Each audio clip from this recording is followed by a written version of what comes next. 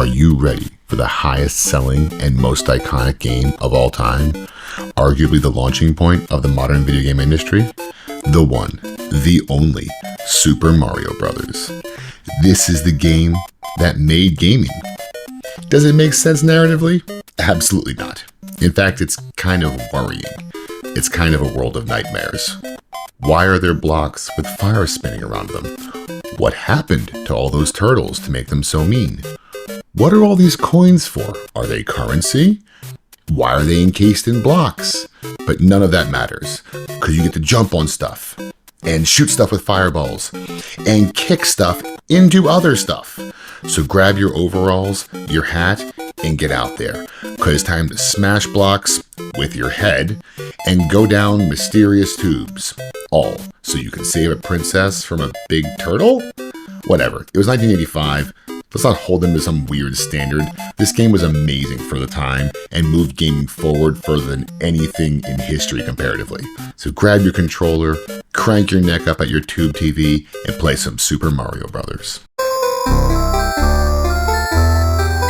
Retro Recall. Welcome back to Retro Recall, the show with more nostalgia than the number of dead Mario bodies just below your screen. No. It's dark when you think about how many dead bodies there must be piled up there. Yeah. But what are we talking about today, John? Well, I mean, talk about burying the lead.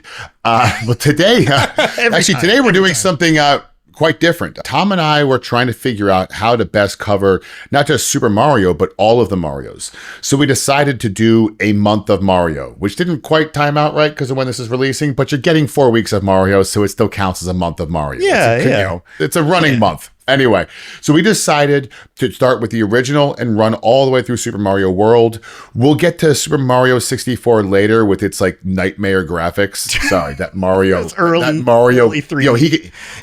That Mario can haunt your dreams. I'm just going to call it out. Yeah. But today we're going to start with the most famous game, maybe of all time, Probably. Super Mario Brothers. Yeah. I mean, it's going to be that or Pong. You know what I mean? Or Pac-Man. It's this, Pong, Pac-Man. I mean, there's not a lot up there.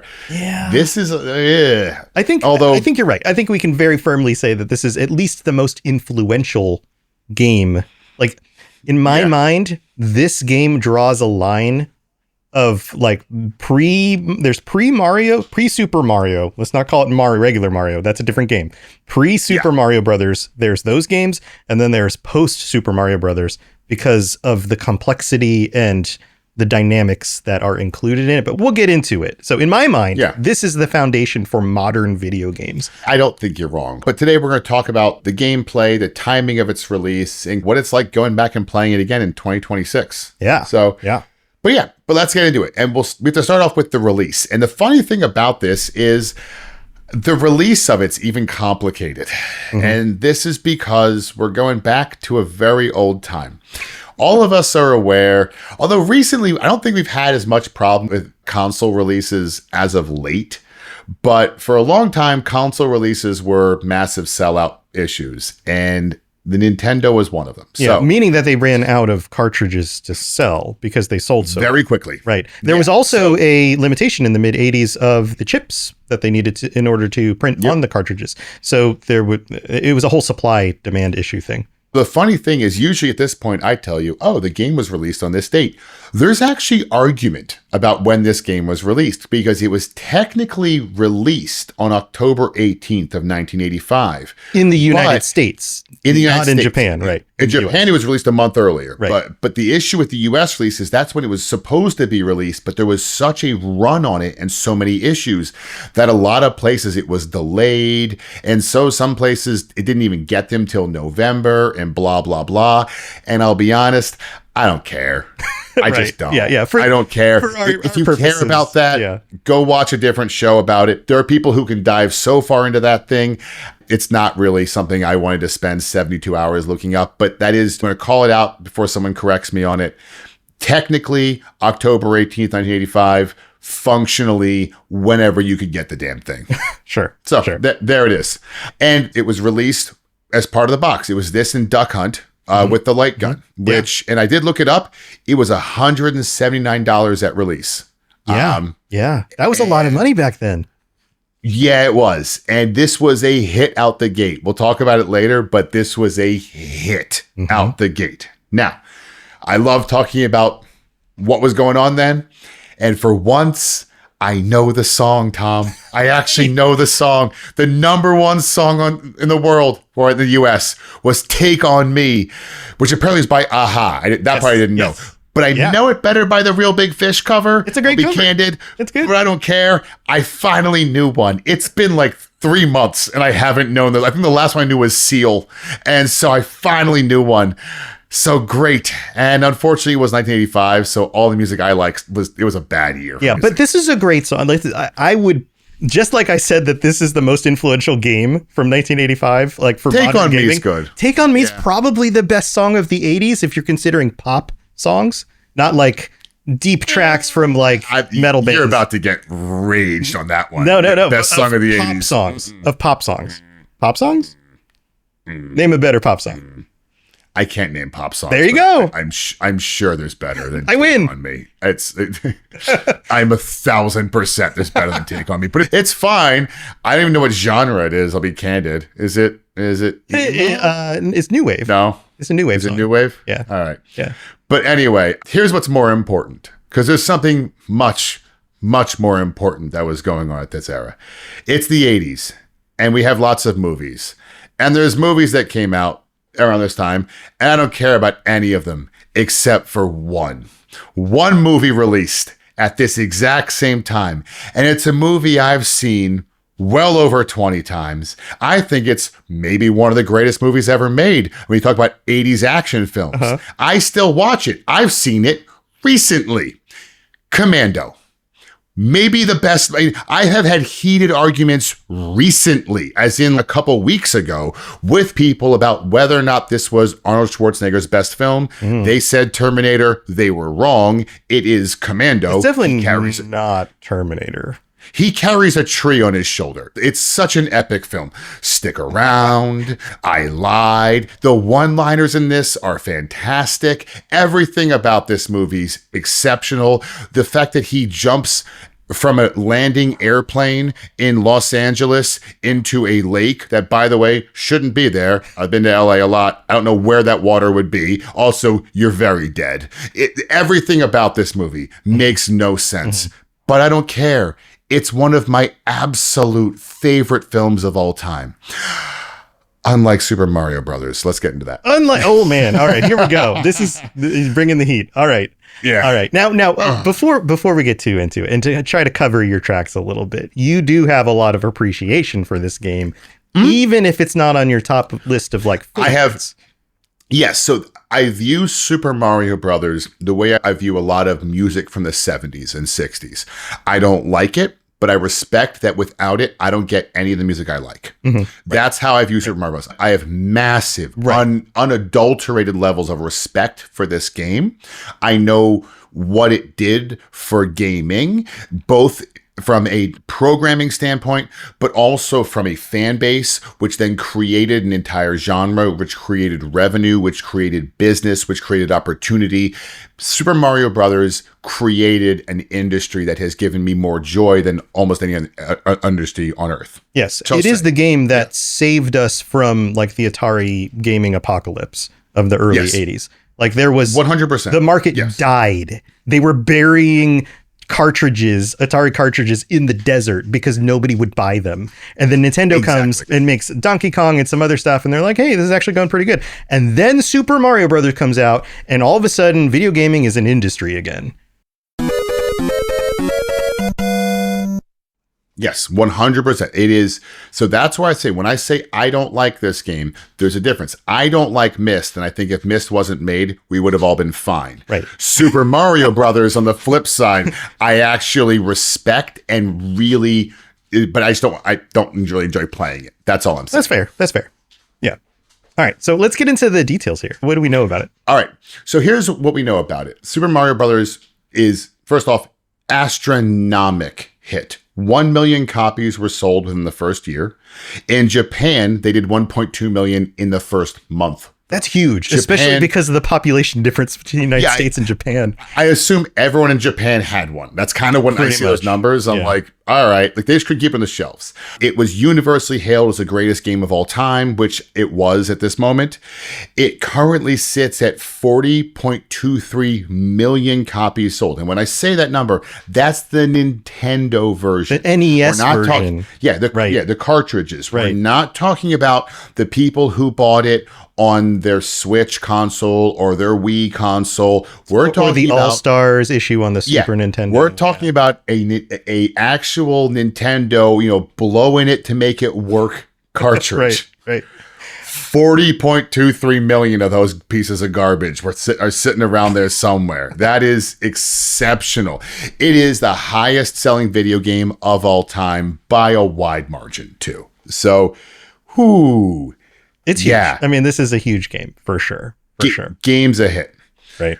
So now we're going to do something a little bit different here. Normally we talk a lot more about the game development and this stuff. We're skipping that again. Yeah, there are whole entire YouTube channels that will talk about Nintendo game development. So yeah. And I don't really feel like competing with them in this one. I really just thought it'd be more fun for us to talk about two people going back and playing the game again, because my guess is most of you haven't played this game in a while. Yeah. You've probably seen it. You've probably thought of it. So, hey, what's it like going back and actually playing Super Mario Brothers again? Because, 1985, man. Like, I was 4 when this game came out. Like, barely 4 when this game came out. This is a long time ago. Yes. There are no cell phones. Right. I think this is one of those things where like our age difference actually matters more because we were both so young. So at 4, you have a hard time remembering. Like there's a lot of memories you just don't keep at 4 years old.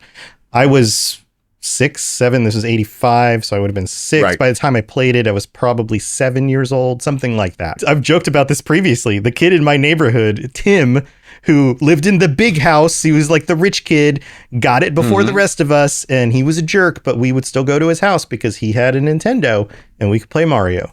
And that was worth it because the game was that mind-blowing to us at the time. Yep.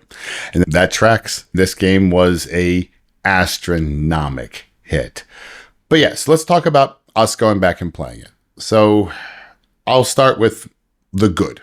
Yeah. I'm more interested. I have a feeling you're going to be the one who has the more interesting opinion here. So lead us into it, and then I'm going to add some stuff on. So it is hard to do this without hindsight.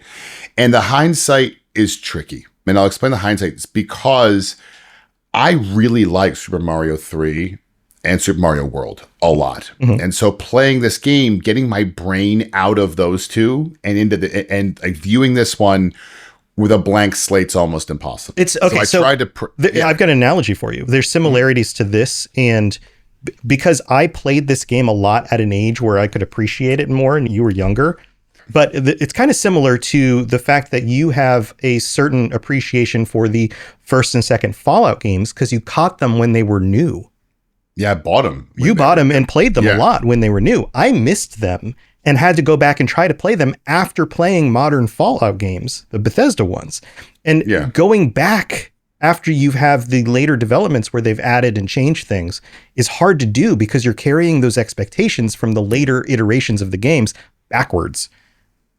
Oh yeah, I can see that because the irony is actually it works the other way for me, where I don't really enjoy 3 and 4 as much as I like 1 and 2. Right, but I think there probably are. Although New Vegas is New Vegas.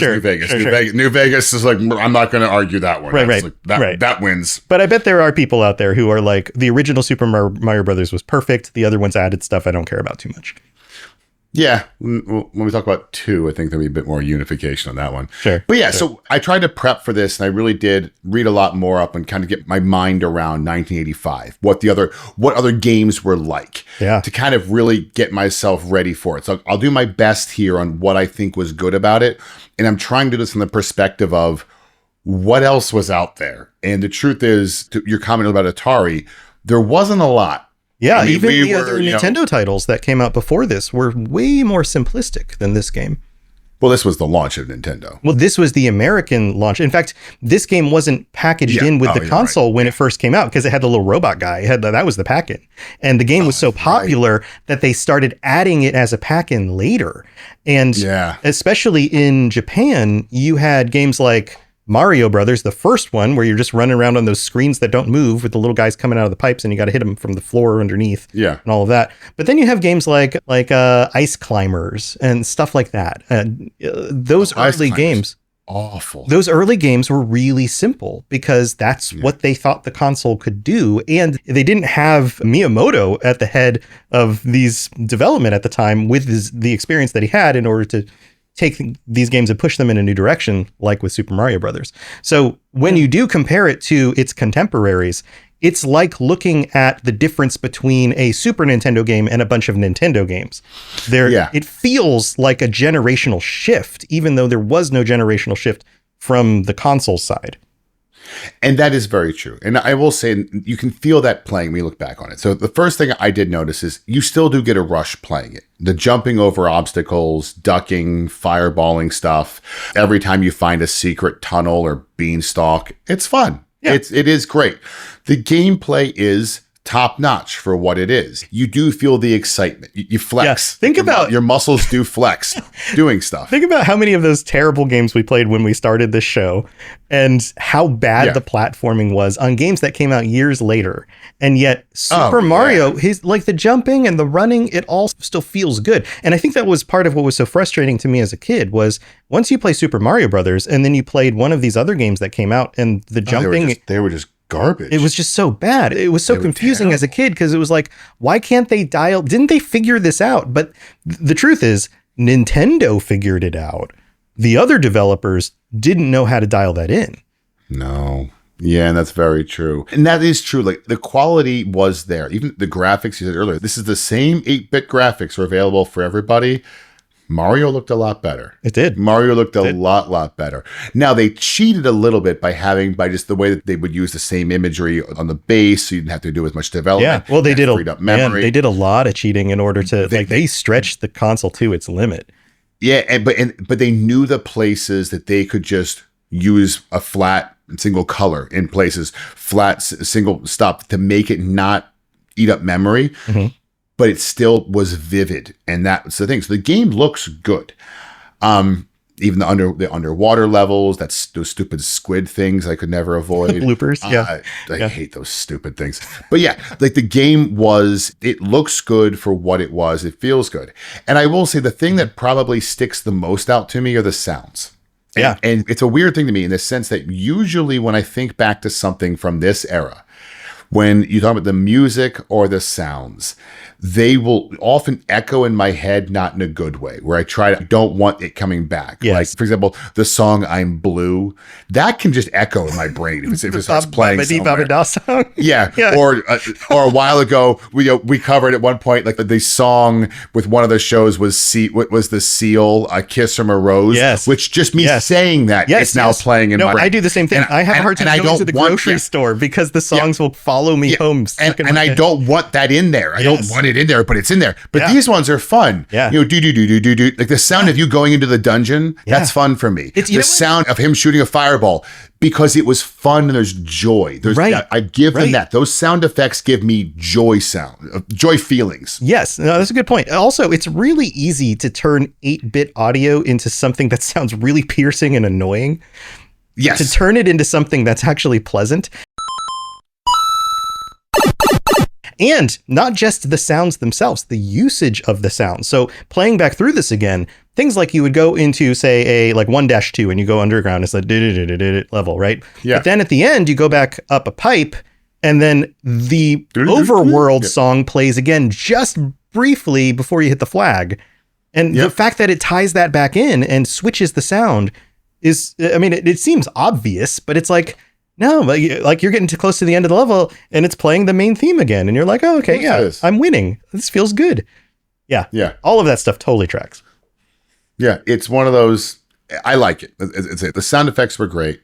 And I think that it does, but it's more, they're iconic though, and a good iconic. And that's the thing that they've held up. They're not annoying. There's a lot of games they are. A lot of games you're like, ugh, that thing.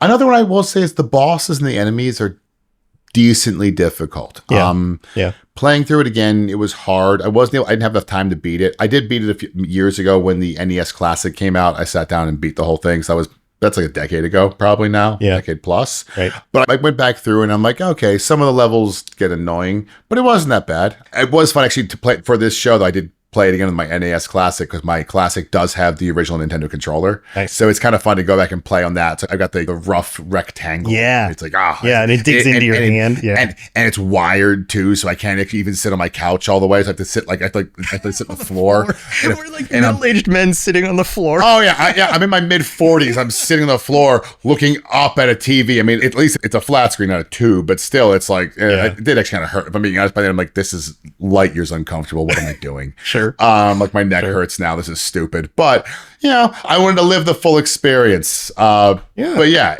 I have so much nostalgia. That's the extent of my good. So I'll let you go, Tom. I'll get into it too, because so my nostalgia for this game is very, very high. I mean, that's what this entire show is based on, right?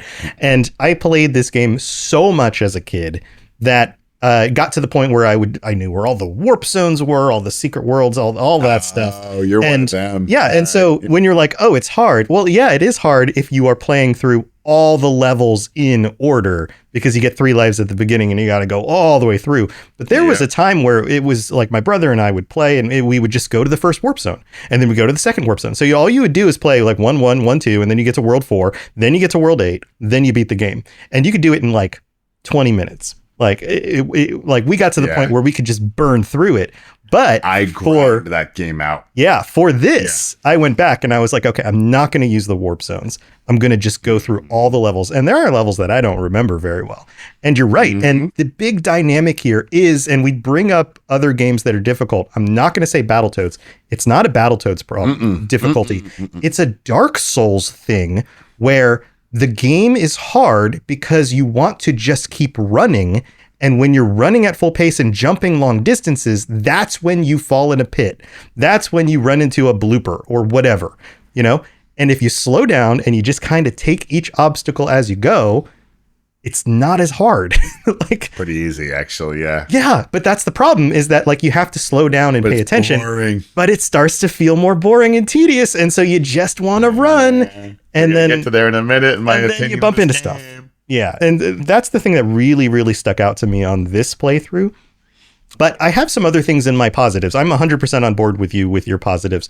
I think that there's something to be said about how weird the world is.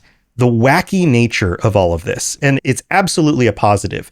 This game comes out, right? And other games are doing weird stuff. But this game, I mean, here, let me just explain it to you as if you've never heard of this before. If you were to be like, hey, what is that new game you picked up? I'll be like, it's called Super Mario Brothers. And you're like, okay, what is that about? And I was to tell you, well, it's a game about an Italian plumber who's the hero in a Japanese-made game. Why they chose Italian plumber, I don't know. Who runs through the world of the Mushroom Kingdom, whatever that was, fighting no mushrooms. Evil turtles. Also, there's no mushrooms. Well, there's mushrooms in boxes, and then there's the little Goombas are mushrooms. Yeah, okay. And it's called Mushroom Kingdom. It makes no sense. Right. I'm calling it out now. No sense. I'm not crapping on it. I'm just pointing out he's in Mushroom Kingdom. It's all bricks. It's all bricks and tubes and coins. It's bricks and coins. Right. So you're running through the Mushroom Kingdom fighting evil turtles and other creatures in order to save a princess who was captured by the big evil turtle at the very end. But yeah, he's the boss of all the different levels that you go through, but somehow he keeps coming back. And you gain these powers from eating mushrooms. So maybe that's why it's the Mushroom Kingdom. But the powers make you grow larger and throw fireballs. This is a fever dream. I feel like this was inspired by doing drugs, but I don't think there's any mention. I don't think Miyamoto talks anything about having been a drug addict. No, I don't think this is a drug thing. That's the thing. I think it's easy to think, it's a drug. I don't think it's a drug thing at all. I think it's just it's just really creative. Why not? Yeah. It's just why not? Right. That's what this is. It's the same with Pokemon. Well, yeah, sure. Why not? That's what Pokemon is. Like, so we're just throwing balls at animals and capturing them, make them fight each other in a pit. And it's like not that bad. And they want to do it. It's not cockfighting. It sounds like cockfighting. It's not cockfighting. It's totally different. Right. But it's not. It's fine. It's funny. And it is. But yeah, no. Yeah. Yeah. So I love that, and that has just continued to get weirder. Like the lore of Mario is just gets weirder. What the heck is a Yoshi? Is it a dinosaur? Is it a he? How does he make eggs? If he's a he, where do they come out of? All sorts of questions. The Toad people. We'll get to that later. He's a seahorse. It's okay. The Toad people, like, is their head a hat, or is that like actually their head? Don't know. Lots of questions there. But here's the other piece of this, I think, is why it's so genius, is that it innovates on the design of the games that had been around up until that point. Not only do the screens scroll, do you actually feel like you're going on an adventure. You're going from one place to another. But I think this is the crux of it. This is the thing that blew my mind at like 7 years old, is that the secrets, and there were games with secrets before this, where you would find like, the hidden power up, or the thing that gives you more points, or something opens up a door or something, and whatever. But in this game, the secrets are structural. They are hidden places that open up the map in a direction you had no idea was possible. You go down a pipe and all of a sudden you're in another room. You climb a vine and all of a sudden you're above the level. You find a warp zone and you can totally skip like half the game. That was mind-blowing. Games didn't do that. Like, wait, you're telling me that the game has a built-in system where you can go past the ending and skip the levels? That seems insane when you say it, but that was huge. And how many games have copied that idea since then? Yeah. I mean, Battletoads had it. Right. Still was impossible. Right. Like a lot of games have played off of this. Also, you get things like invisible blocks, and there's an invincibility power up that lets you run through all the bad guys. Even even the flagpoles at the ends of the levels. It's just fun to climb up a bunch of blocks and see how high you can land on a flagpole to get more points. Yeah. It's just a simple concept, but you wrap it up on every level. It makes you feel like you're accomplishing something. And if you're playing a 2-player, you're trying to like, oh, well, I beat the first level and I got 5,000 because I got to the top of the flagpole. And then, my brother would be like, fine, I'm going to try and do that too. Oh, I only got 2,000. Yeah, of course. Yeah. Yeah.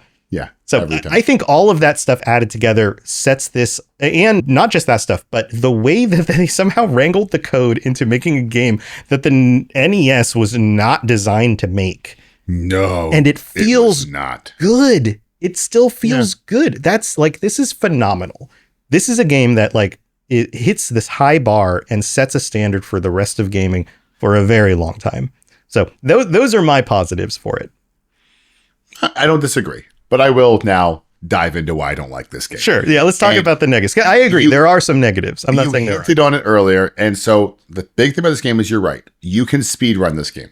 You can level skip, get to the end. But if you don't, it's long.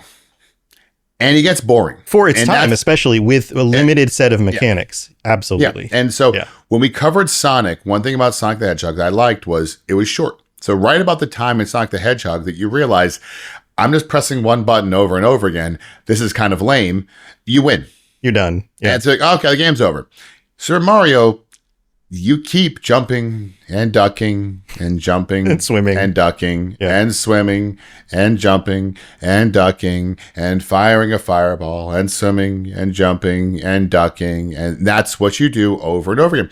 And what happens is eventually it just becomes kind of, I don't know, the reward for beating the level starts to diminish. And I know there's speedrunners out there who I'm pissing off when I say this, and I whatever, sorry.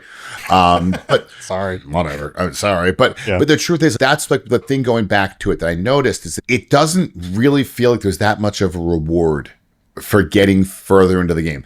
For beating the game, there is, but it's those 2 or 3 levels in the middle there that just don't need to be there because they're just there to kill time. It feels like for filler. Lack of a better thing. Yeah, it feels like, hey, we have some other ideas. We want to try them out on these levels. Some of the like later levels are just variations on earlier levels. So it definitely feels like it's padded out for length. And even as a kid, that was one of those things I started to notice. I think that's why I got to the point where I was just skipping everything and just trying to beat it.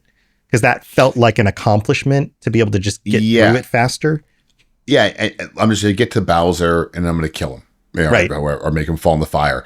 And what happens is that's one of my biggest complaints about the game is you just don't have this like the same feeling of achievement or accomplishment because it's not an RPG where you level up. It's not the kind of thing where these things get better. You just in the levels.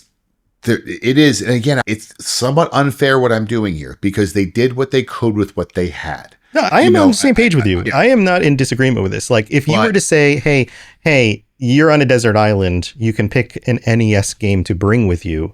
I might argue that this is the most influential game of all time, but it's not the one I'm going to take to the desert island with me. Right. Like, there's others that I will pick first. So, like, I'm on the same page with that. And I think that those are fair criticisms. Like, the game is amazing for its time, but it does get a little long in the tooth. Yeah. I think 30% shorter, the game's a lot better because they just could have gone. They added levels because they could. Right. Now, here's a question for you. You are a fan of Mario 3 and Mario World, which are bigger, longer games.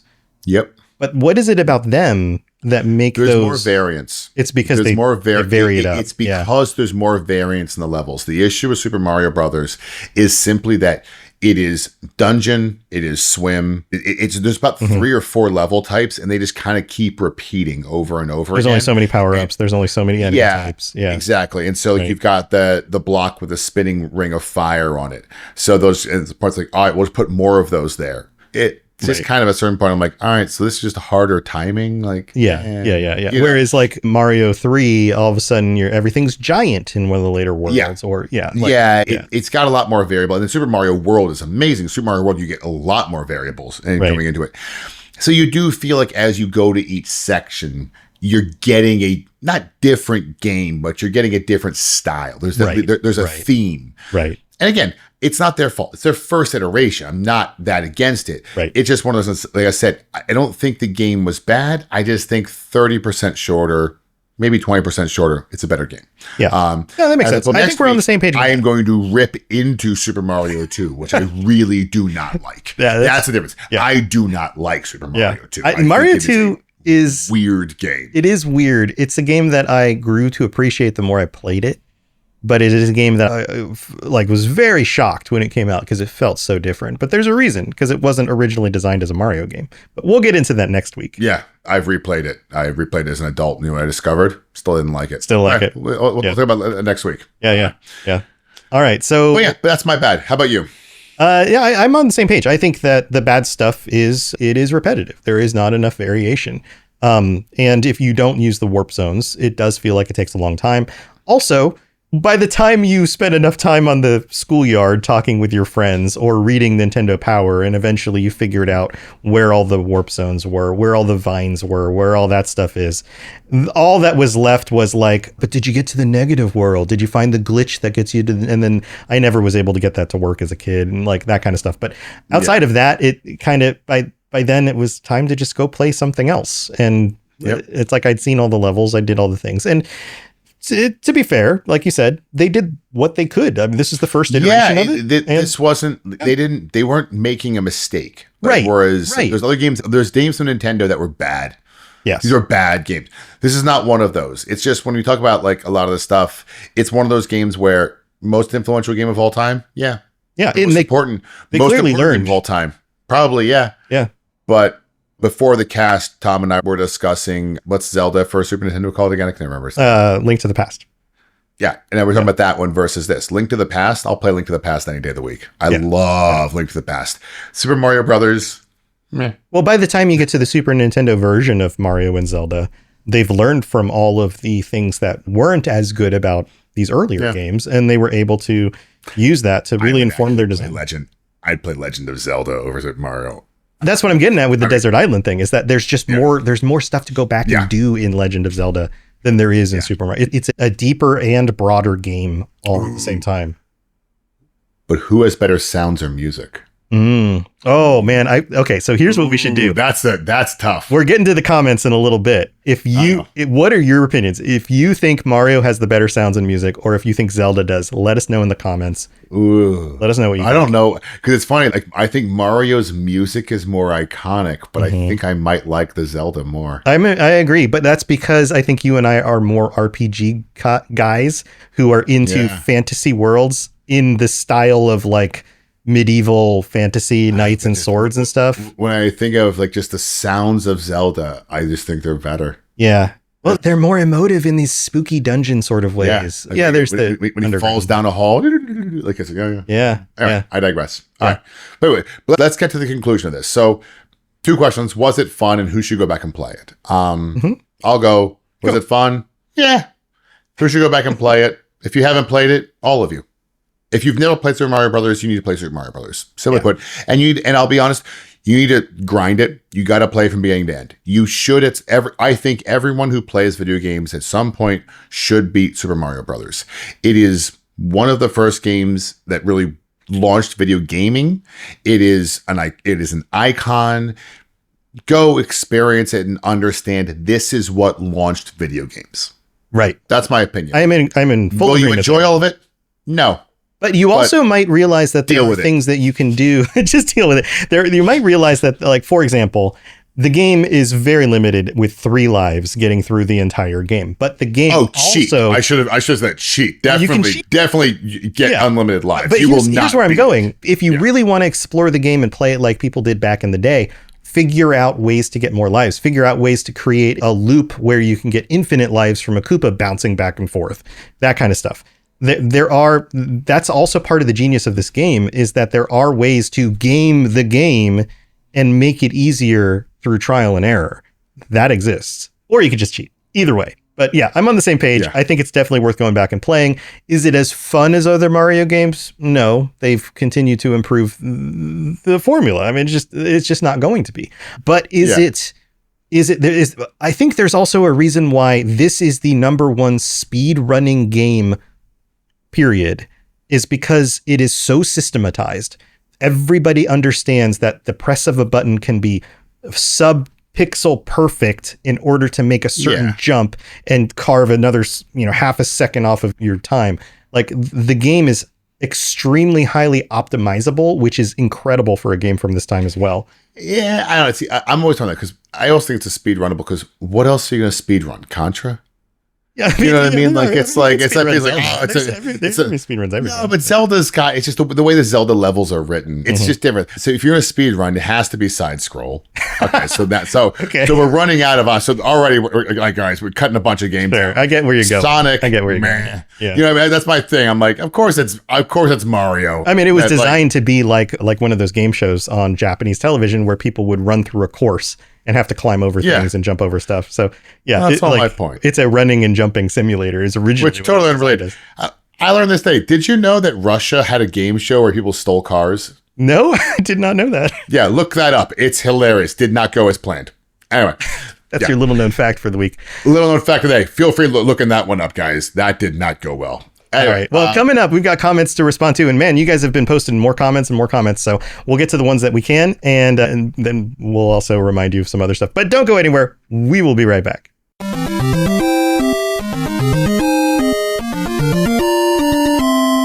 All right, we are back. And before we get to the comments, if you like our voices, go check out our other stuff. I do the Fallout Lorecast, the Elder Scrolls Lorecast, and the Lord of the Rings Lorecast.